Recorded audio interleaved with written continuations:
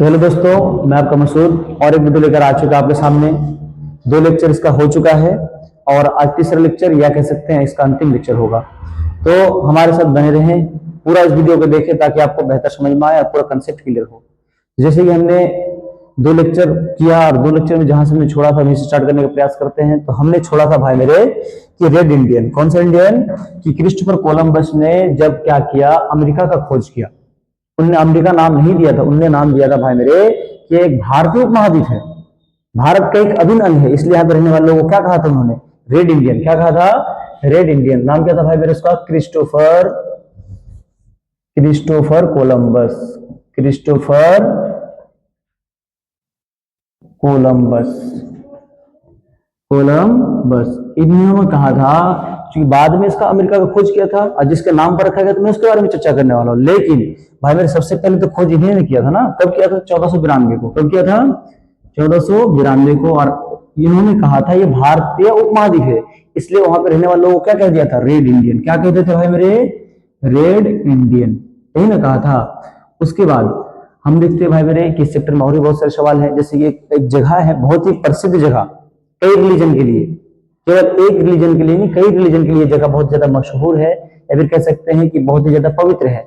इस्लाम के लिए भी है, यहूदी के लिए भी है, और उन्हीं जगह के लिए आज सबसे बड़ा दुनिया में अभी वर्तमान समय में जंग चल रहा है। उस जगह का नाम है जेरूसलम, जहाँ पे मुस्लिम का ऐसा कहना है कि हमारा क्या है, मस्जिद अक्सा है ना।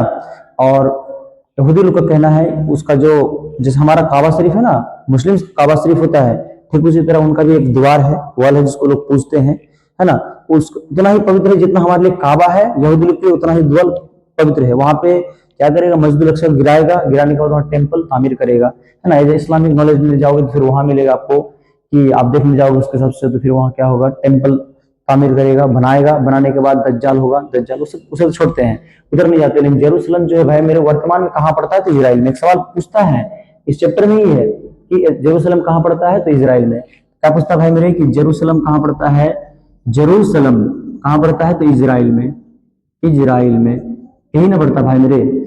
उसके बाद इस चैप्टर में और महत्वपूर्ण सवाल हैं, जैसे कि आप देखने जाओगे कि जो भौगोलिक खोज हो रहा था, हमने कुछ नाम लिया था पहले, इससे पहले भी, जैसे कि भारत का खोज वास्को डी गामा ने किया, अमेरिका का खोज क्रिस्टोफर कोलंबस ने किया, लेकिन इसका विस्तार से खोज उन्होंने नहीं किया था। उनका विस्तार से खोज करने वाले व्यक्ति का नाम था अमेरिगो वेस्पुची। क्या नाम था इसका भाई मेरे, इसका अमेरिका का जो विस्तार से खोज करने वाला व्यक्ति था उसका नाम था Amerigo Vespucci, Amerigo Vespucci, Amerigo Vespucci. इन्होंने क्या किया था, इसका अमेरिका का विस्तार से खोज किया और उन्हीं के नाम पर क्या रख दिया, देश का नाम रख दिया अमेरिका। और उसको, अमेरिका को नई दुनिया के नाम से भी जाना जाता है। कौन सा नाम से भाई मेरे, नई दुनिया के नाम से जाना जाता है। उसके बाद क्या हुआ भाई मेरे कि भौगोलिक खोज के दौरान, जैसे कि हेनरी द नेविगेटर एक राजकुमार थे, इसाबेला रानी थी, राजकुमारी थी, है ना। इन लोगों ने भी बहुत ज्यादा महत्वपूर्ण योगदान निभाए भौगोलिक खोजों में, इन्होंने भी सहायक किए, है ना।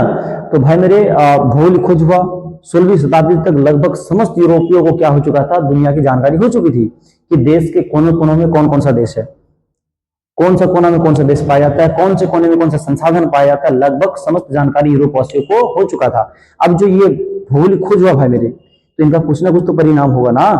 अब लोगों ने भौगोलिक खोज किया तो यूं ही कर देगा, उसके पीछे कुछ तो कारण होगा, है ना भाई। तो भौगोलिक खोज वाला जब लोगों ने जाना कि अब ये संसाधन वहां पे पाया जाता है, तो लोगों के मन में एक लालच सी पैदा होगी ना, लोग चाहेंगे ना कि उसको हम कब्जा कर लेते हैं, वहां पे वाणिज्यवाद का विकास करते हैं, वहां वाणिज्यवाद का प्रभाव डालते हैं। अभी वाणिज्यवाद है क्या, कि वाणिज्य स्रोत कहते किसको है भाई मेरे, तो वाणिज्य स्रोत हम उसे कहते हैं जिस संसाधन को हम बाजार में ले जाकर बेच सकते हैं, उसको हम लोग वाणिज्य स्रोत कहते हैं, या वाणिज्य स्रोत के अंतर्गत आता है। मतलब ये कि जिन संसाधनों को हम बाजार में लेकर व्यापार करते हैं, या जिन संसाधनों को हम लेकर बाजार में बेचते हैं, इस तरह के संसाधन क्या कहलाते हैं, वाणिज्य संसाधन कह लो, या वाणिज्य इन्हीं तरह का व्यापारी क्या कहलाता है, वाणिज्य व्यापार कहलाता है भाई मेरे।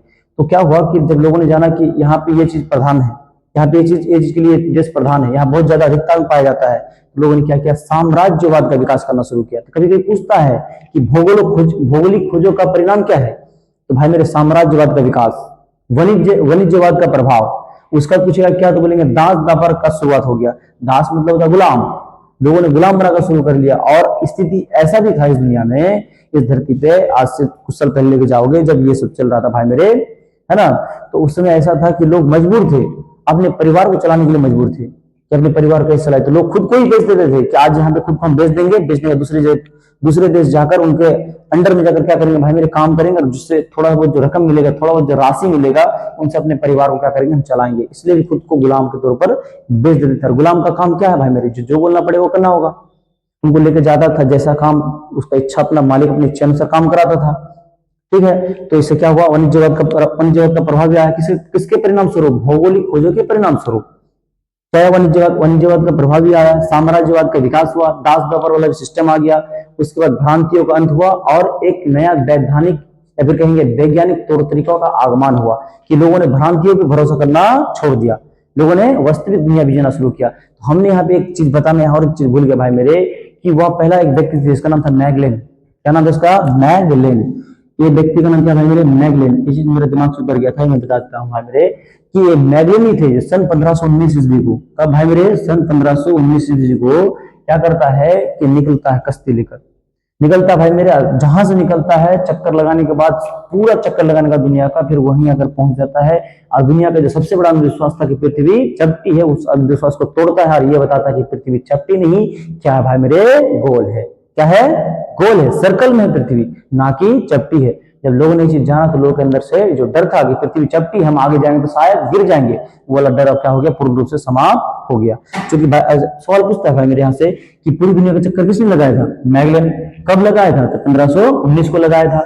बस यहाँ से हो गया। उसका बाद भौगोलिक खोजों का परिणाम, जैसे कभी हमने कहा भाई मेरे कि ये चंद शब्द थे, दो चार बात था। अब भौगोलिक खोज तो आपको बहुत पहले हम समझा चुके हैं पहला लेक्चर में कि कुछ नए नए जगहों का खोज करना या नए संसाधनों का खोज करना है, क्या कहलाता है, भौगोलिक खोज कहलाता है। बात खत्म। तो हमारा पहला चैप्टर में बस इतना सही था, हमारा 9th क्लास का पहला चैप्टर में इतना सही था। इसमें से कुछ कुछ बातें जो आया ये जाकर हम आगे क्लास में पढ़ेंगे, है ना, और उसका मजा वहीं पे रखते हैं, ठीक ना, यहाँ खराब करने का प्रयास नहीं करते हैं। बस इतना ही था। उसके बाद भाई मेरे कि भौगोलिक खोजी का परिणाम स्वरूप कुछ कंपनियों का भी आगमन हुआ। लाइक उसमें से क्या था, ईस्ट इंडिया कंपनी जो भारत 1600 ईस्वी को आई, है ना, उसका डेनिश कंपनी आया, डच कंपनी आया, फ्रांसीसी कंपनी आया, स्वीडिश कंपनी आया, तरह तरह कंपनी आए। और आने का क्या किया भाई मेरे, व्यापार करने का प्रयास किए। और ये कब आए, है ना, इन सब का मैं नोट्स बना के रखा हूं भाई मेरे। तो आप तीनों लेक्चर देखिए, बढ़िया से देखिए, पूरा समझिए। और समझने के बाद हम अपना डिस्क्रिप्शन में लिंक डाल देंगे, आप वहां से जाकर पीडीएफ निकाल सकते हैं, जाकर अपना आराम से घर में नोट कर सकते हैं, कोई दिक्कत नहीं है। इस चैप्टर में जितना भी ऑब्जेक्टिव निकलेगा मैं टोटल ऑब्जेक्टिव निकालकर आपके समक्ष में अपने डिस्क्रिप्शन में लिंक डाल के आपको मैं वो प्रोवाइड कर दूंगा। आप मेरा तीनों लेक्चर, और जो बच्चा आज ये लेक्चर देख रहे हैं जिसका पहले छूट गया है, मेरे यूट्यूब चैनल पर और 2 लेक्चर डाला हुआ, आप लोग आराम से जाकर उसको देख सकते हैं। तो शुक्रिया भाई मेरे, वीडियो पूरा देखिएगा।